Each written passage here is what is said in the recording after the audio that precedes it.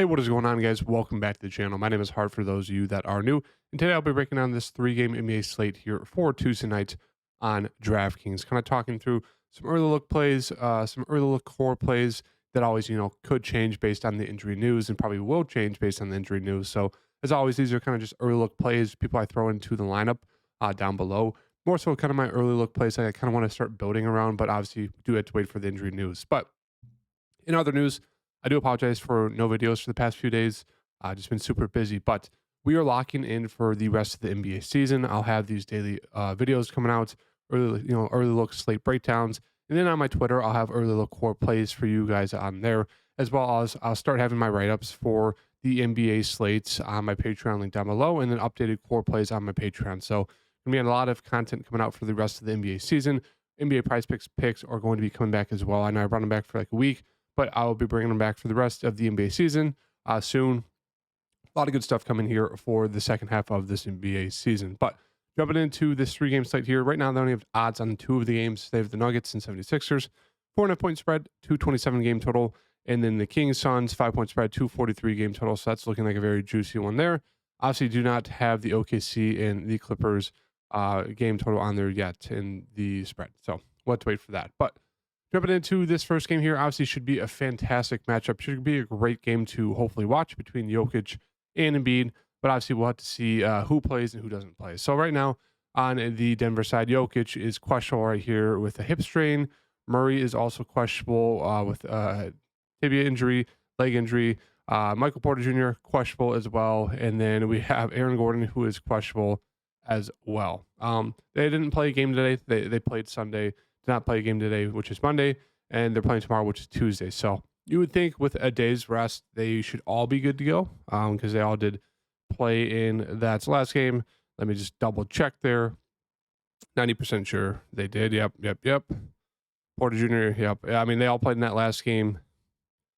All should be good to go. All played full minutes. So I would assume they're all good to go, but obviously we had to wait and see with the news. But with them being the first game, we're going to know what to do with that. So obviously more a wait and see approach, but we'll just assume for right now that they're all good to go. And with that in mind, I mean, it's a 3-game slate, so there's going to be an issue trying to find value that's good enough to be able to pay up for one of these studs like a Jokic and Embiid. So that's kind of the first option there. The first question mark of the slate is, are you going to be paying up for a Jokic? Are you going to be paying up for Embiid? And if you feel fine with the value, I think you should. But if not, I'd say go more so the balanced approach.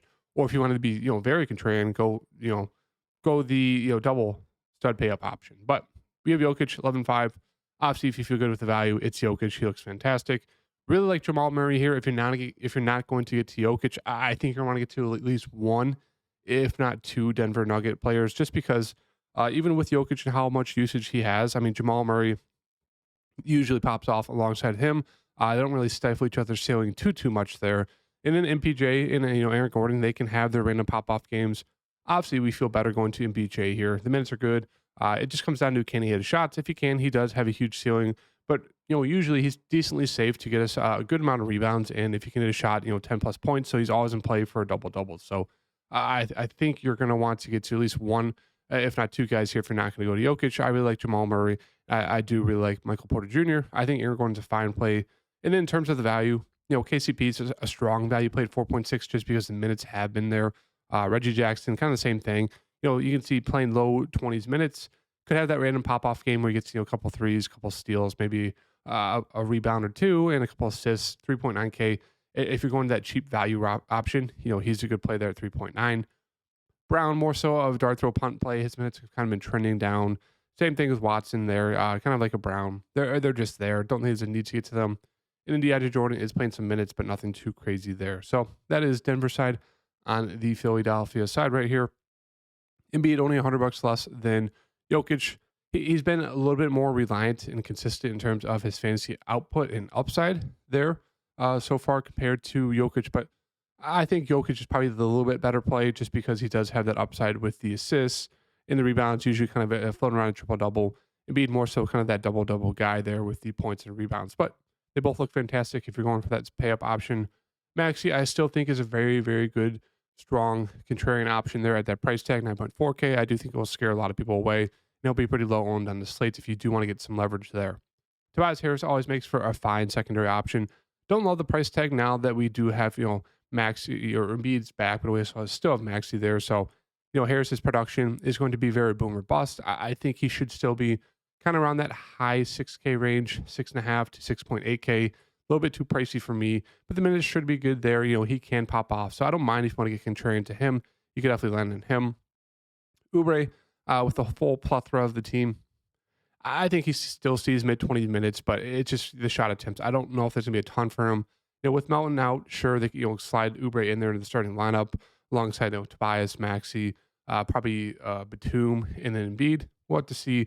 But with Melton out, that's just gonna be more minutes to a guy, excuse me, like Maxi. It's gonna be more minutes to a guy like Pat Bev off the bench who has been seeing huge minutes the past 2 games. I expect that number to go down a little bit, but anywhere from 15 to 23 minutes, I think is fine. 4.6 makes him a fine value play there. Batum, as I said, should play mid 20s minutes. I think he's just way overpriced at 5K. Don't love that. Same thing with Reed, overpriced now that Embiid's back. So there's not a lot to like here in terms of value. All feels pretty risky in the terms of the value for this game here. Morris kind of seen mid-teens minutes, nothing too crazy there. And that's really it with this full team. They don't really dive too much into the depth of their bench, even with a guy like Mountain out. They're just going to, throw those minutes around to the other starters. Moving on to a game here, great game environments. We get the Kings, we get these Suns. So on the Kings side, I think Sabonis is way too cheap here, especially when you compare him to Jokic and Embiid. Obviously, those guys have a ceiling that's almost untouchable. No one else can really get to that high, but Sabonis is very, very close in terms of his upside. So I think Sabonis is a really, really strong option if you're not going to be paying up for Jokic, if you're not going to be paying up for Embiid. I mean, Sabonis, probably your safest bet there. Got a similar ceiling, obviously not as high as those two, but still has a massive ceiling. Triple-double watch every night. Minutes have been great. I mean, yeah, it's really hard not to like Sabonis as a huge price discount to Embiid and Jokic. Fox, I think he looks great as well. A little bit more scoring dependent at times, as you can see. The past 6 games, 7 games hasn't been the best in terms of rebounding and assists. I mean, he can flash upside, as you can see. He had a nice stretch there where he was getting 10 or more, but obviously the past 6-7 games he's been getting less than 10. So that's kind of played into him not having a huge ceiling, his price going down. But we know with Fox he can easily go for 40 plus real life points. So I really like him there at that price tag. Malik Monk, Keegan Murray going to be more so your GPP options if you want to get different on this slate. Obviously, these are guys that can go out there and get you 50, or they can go out there and get you 18 fancy points. It's usually one or the other. Really hard to get in between from both of them. But as you can see, Keegan Murray was great. Really cooled off that last game there against Milwaukee. And obviously the same with, Monk. He's been really, really solid too. So if you want to get different in the mid-range, these guys are strong options, but always know they do have a very, very low floor if they're not hitting their shots. And sometimes their minutes aren't guaranteed. Kevin Huerter did start that last game. Probably his best game of the season there. So if you want to ride the hot streak there with him, you can, but still, I don't trust it. If you just look at the games before, his minutes are all over the board. It really comes down to can he hit his shots. If he can, he'll stay in the game, play mid-20s minutes, hopefully. But otherwise, if you're going to play him, you really need him to hit shots. Otherwise, you're screwed. Not going to play a ton of minutes. Trey Lyles minutes have really been going up recently. Obviously, I don't really trust that. There's some foul trouble, some injuries. But yeah, 4.8 for Trey Lyles, just way too pricey for me. Really takes him out of, value contention. Harrison Barnes is there. I don't think there's a need to get to him. And that's really it. I mean, they'll spread some minutes up to Duarte, Vezenkov. They'll give some to Lynn as well. But I don't think there's a need to get super, super down there and cheap to get to any of those guys. Moving on to the Suns here. Booker, Durant, Beal. I think they're all priced about right. If I had to land on one, I'd still say Durant's probably the safest just in terms of his rebounding, his assists upside. I mean, he's always going to score probably 20 plus as well. So I still think he's the main guy. Booker's still going to be kind of the main point guard. So he does have the ceiling there as well and kind of the floor. So I think those two are very, very safe. Beal, more so just a contrarian option there as a secondary option for me. Don't love the price tag. He's had upside, but I really would rather just pay up 2K more for Booker or Durant or not play Beal at all there. I do think Nurkic offers a solid contrarian option here at the center position. The minutes, should be into the low 30s if it's, a close game.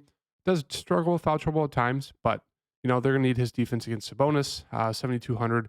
We know he has 40, 50 plus upside there with the double doubles. So I think he makes for a strong option to get a little bit different on the slate if you want to go more of a mid range balanced build. In terms of the rest of the guys, Grayson Allen can have those flashes, but he's a little bit too pricey for his role. Eric Gordon's a fine dart throw value play there at 4,200 if you're looking to pay a little bit cheaper. And then they'll run some Eubanks and Me Too out there. Nothing crazy. I'd rather take the shot on Eubanks. He was, had illness, still did play a little bit, but only 4 minutes. So that's something to monitor there with his minutes. Not the best. Moving on to the last game here, OKC versus the Clippers.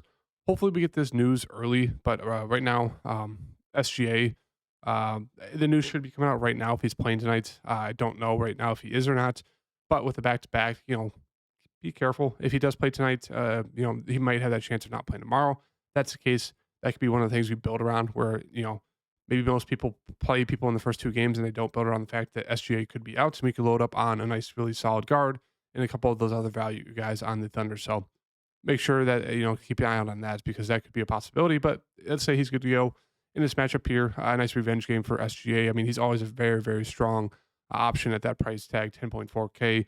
We know the upside is there with him. So he's a really, really strong spend up. I think I slightly prefer getting to him and Sabonis over Jokic and Embiid right now. And I feel like most people will feel that way just because there's not a lot of value, but we'll see if anything pops up throughout the day. 8.2 for Chet. Feels about right for me. Don't love that price tag. Would rather pay down for a guy like Nurkic. Jalen Williams has been very, very good recently. I think he's fine. I don't love the price tag of 7.3, even though he's been a little bit better in terms of peripheral stats. I think there's just better options to pay down for. Giddey, same thing. He's been better recently, but still, minutes have kind of been all over the place with him. The price tag's gone up.